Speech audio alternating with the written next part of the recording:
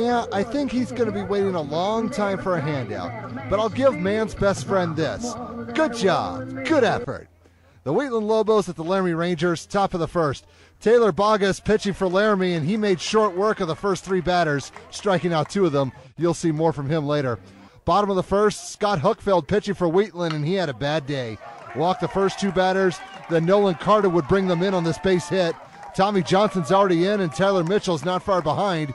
It got even worse for Huckfeld when he walked the next three batters, one with the bases loaded, and that was it for him. Ouch. Same inning, new pitcher, bases juice. Alex Jordan gets an assist from the pitcher's mound, and that base hit will net him a couple of RBIs. Kevin Dooley's already scored, and Drew Berman is working his way around from second, and Laramie was making an early statement with a 5-zip lead.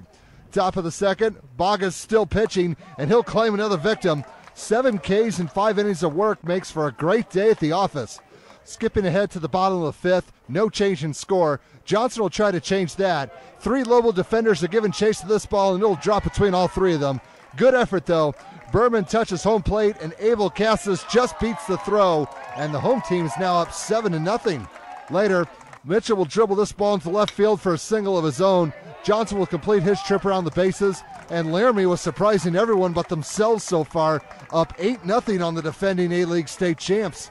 Top of the sixth, defense time. Johnson with the reach at short, and he'll rob Brandon Ruwert of a base hit.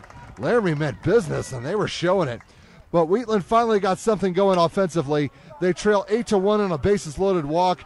Then Tim Beckett will sky one to left field, and that will also drop between 3 players. It was enough to get Huckfeld in, and the Lobos now trail 8-2. Bottom of the sixth, the Rangers would roll the dice on this one. Bogus did not have to run on this play, but he got a little bit of a break when the throw home went a bit wide. That would push the score up to 9-2. Now this highlight took some skill. Abel Casas with a fantastic bunt down the first base side, and he's going to make it to first base. Good job. Good effort. The plan was to get Dooley in from third, and it worked. The scoreboard now reads 10-2. Next batter, Jordan. He's going the opposite way, and this ended up being a fair ball. He would end up getting a double when it was all said and done, and 2 ribbies to boot. Berman scores from second, and Casas had quite a long run from first base to home, but he eventually made it. Laramie was trying to put on the mercy rule on this game, leading 12-2 at this point. The Lobos needed some defense, and it showed up on this play. Great snag by the shortstop, and they double up the runner at first as Braden Fagenbush would temporarily stop the bleeding, but now his team needs to start swinging the aluminum or else this game will be over. Top of the 7th, Ruwert will avenge himself from earlier.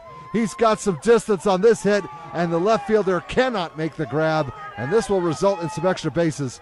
Ruwert would get a triple on the play, which is what he needed, and he would score a short time later on a sacrifice fly to make the score 12-3, so the game had to continue at least for another half inning. Bottom of the 7th, Berman's trying to put the finishing touches on this one. He's going to left field as well, and that ball will be dropped. That would open the door for Carter to come in and score and put the mercy rule into effect. And the Laramie Rangers now take over first place in the A-League Southeast with a 13-3 win.